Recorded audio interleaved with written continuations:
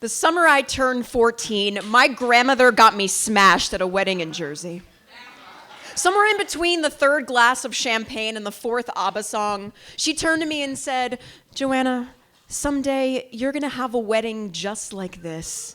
And when you do, please don't let them play any disco." I didn't really know how to tell her that I probably wouldn't be having any wedding at all. That I wore these bones like a voiceover when really I was in love with my friend Kathleen. I thought just maybe, if I held this itch underwater long enough, it would float up blue.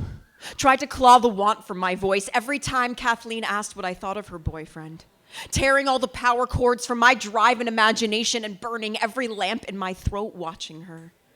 I learned what shame feels like. I painted my skin with postcard gleam as if the best I could ever hope for is to reflect somebody else's shine, as if there were some parts of me better off drowned in a swimming pool of whiteout.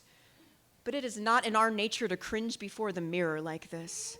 A person born blind will tilt their head back and extend their arms when they feel pride. It's in our bones, not to bake shame into our blood, but to live boldly. And so now, all these years later, here is my pride.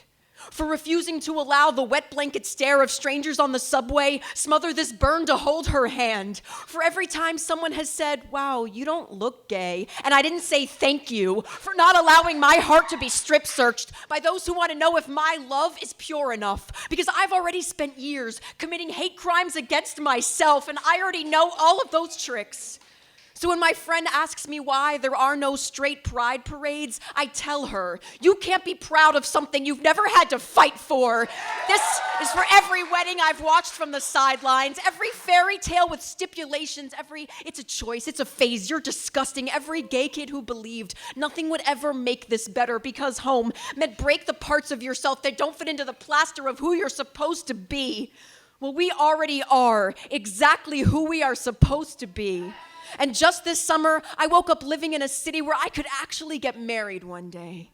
And I think back to that wedding in Jersey, how I was the last one to leave the dance floor, makeup smeared and beaming, how my grandmother grabbed my hand as I walked by and said, "Hey, I'm proud of you," with no buts or if-onlys clinging to the underside of her voice, and how finally, all these years later, I'm now able to say the same thing to myself.